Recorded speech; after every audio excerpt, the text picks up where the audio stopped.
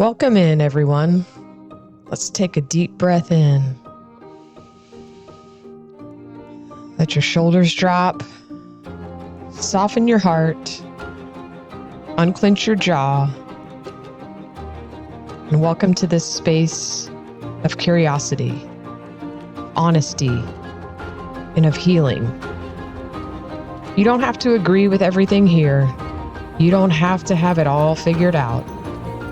You only have to be willing to listen, to wonder, and to stay open. Let this be your invitation to explore your story, to examine what shaped you, and to make space for something new. This is not about answers. It's about deeper questions, softer hearts, and the kind of truth that liberates.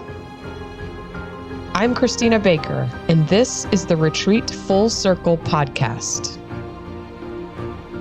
Season 1, Episode 4, Scorpion's Story, What a Seasoned Horse Can Teach Us About Rest and Guidance. Today, I have some exciting news to share from Full Circle Retreats. We've adopted a new horse. His name is Scorpion, and he's already teaching us more than we imagined. If you've been following our journey, you know that our animals are an important part of the healing process here. They're not just pasture decoration. They're companions, mirrors, and guides in their own quiet ways. And Scorpion's story, well, it feels like it belongs here, like it came full circle just for us. Scorpion is a 19-year-old gelding who came to us under bittersweet circumstances. His former owner had to make a sudden move back north, and she needed to find him a safe home where he could retire. The woman who had to give him up, she didn't tell us everything, but she didn't need to. It was clear that her life was changing fast and maybe falling apart. What she didn't say, but we felt in her tender voice was, "He's the one constant I've had in my short life, my anchor, my source of unconditional love." When we were finally able to connect on the phone, her voice shaking said, "He's my baby. I just want him to be able to rest in your sanctuary, to be a horse, and to live out the rest of his life peacefully." And that we promised we could do. Scorpion has been diagnosed with EPM, a neurological disorder that can cause weakness or imbalance. The prognosis can vary widely. Some horses live comfortably for years, while others decline quickly. The experts told us not to take him.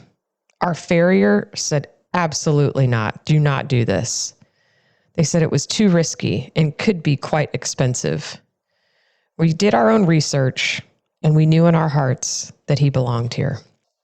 And when he strutted off that trailer, head high, ears forward, he carried himself like a king walking into court. And what we didn't realize at that time was that Scorpion carried with him not just his own story, but a legacy of service as something I had only vaguely heard of before. A pony horse. Now, if you're not familiar with that term, I wasn't either, not really. Let me explain. A pony horse is kind of like an old soul of the barn. They're calm, steady, and unshakable.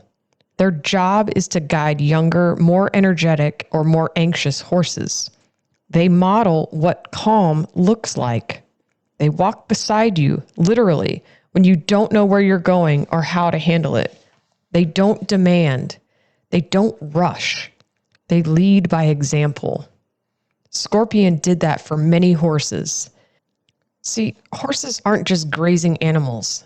They're social architects. They form intricate hierarchies and roles. They protect, challenge, correct, and support each other. And when you introduce a new member to the herd, it can be like adding a new organ to a living body. The system has to adjust. It's not always pretty. In fact, it can be brutal, but it's real, it's honest, and it's always about balance.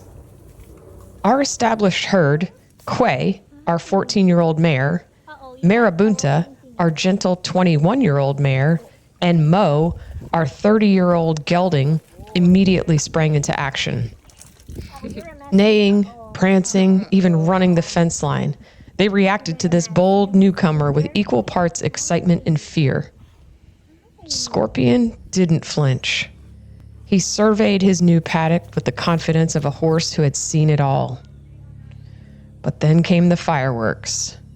Mo, our dignified elder who rarely does anything more than a steady walk, think Eeyore, suddenly rediscovered his younger self.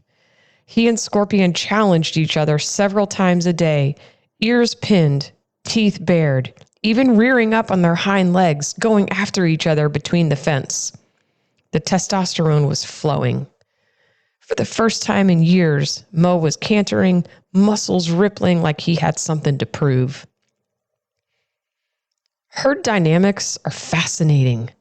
Horses are deeply social animals, hardwired for hierarchy.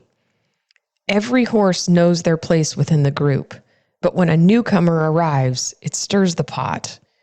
The dominant horses test the boundaries. The lower-ranking ones watch and wait. In our case, Mo took it upon himself to, quote, protect Quay and Marabunta, herding them away from Scorpion while keeping a vigilant eye on his bold intruder. For several days, Scorpion has stayed in his own paddock, separated by a fence within sight and smell of the others. Over time, Mo allowed cautious approaches. First came the sniffing, muzzle to muzzle over the fence, tails swishing, ears flicking back and forth as they read each other's intent. Here's another interesting twist. Scorpion, Quay, and Marabunta had actually lived together before, about a year ago. They seemed to recognize each other, though Mo was determined to remind everyone who was boss. For now, we're still waiting to open the gate and integrate them fully. Safety comes first. Horses can be brutal to each other in their negotiations, and patience is key. But each day, the energy shifts. The running has slowed. The squeals are fewer. The fence line meetings are quieter, more curious than combative. Watching this unfold has been a study in patience and trust. A herd, like any community, has to reestablish balance after change. There's posturing, testing, and eventually, hopefully, acceptance. Isn't that true of us too? When we step into new environments or relationships, there's tension at first. We test, we watch, we wonder if we're safe. And over time, trust builds. The edges soften. Belonging happens slowly, but surely. This process with Scorpion mirrors what I see with our guests at the retreat center. On day one, there's nervous energy, new faces, new surroundings, uncertainty about how it will all come together. But slowly, through gentle exposure and steady reassurance, walls come down. Safety is felt. Connection blooms. And at almost every retreat, the magical synchronicities unveil themselves and souls come together. In many ways, Scorpion's retirement is what we offer our guests, a pause, a chance to be led gently back to center, to be held in a safe space until the noise quiets down. Like Scorpion, our guests come here after seasons of hard work, uncertainty, or transition, and they too deserve a place to rest and just be. A retreat does the same. It offers steady presence in the chaos of daily life. It calms and reassures when the world feels overwhelming. And it gives people a safe space to learn, grow, and to be cared for. It invites people to pause, rest, and reset. People arrive unsure. They don't know what they're going to find here, maybe not even what they're looking for. They're tired, frayed, and stretched thin. And then something softens. A space opens. A connection sparks. Not because we fix anyone, but because we offer the kind of stillness that reminds them, hey, you're safe now. You can rest. That's the gift of Scorpion, and that's the gift of the herd. And that's the gift of just simply being allowed to stop doing and just be.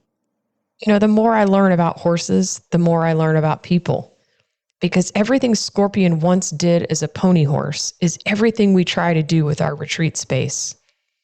He held space for others. He modeled calm. He offered presence without pressure. He created safety in unfamiliar environments. He helped others move physically, emotionally, energetically, without losing themselves. And that, my friends, is what we all need more of in this life.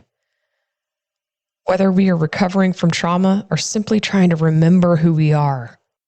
Scorpion is still in his adjustment period, and so is our herd. But soon, the gate will open and they will find their rhythm. It may come with some bumps and bruises, but well worth the fight to belong. Just as we humans do when given time, patience, and the right conditions to settle in. We'll keep you posted on when the gate finally opens. For now, I'm content to watch the quiet transformation taking place. One soft nicker, one short breath, one day at a time. We don't know how much time we'll have with Scorpion. EPM can be unpredictable, but we do know this. He will never work another day in his life. He will be brushed and fed and loved. He will nap in the sun. He will be a horse. And in that, he will continue to guide us all, because even in rest, Scorpion leads. Until next time, friends, whether you're joining a new herd or simply finding your place again, give yourself the gift of patience. Trust that belonging comes in its own time. Thanks so much for listening.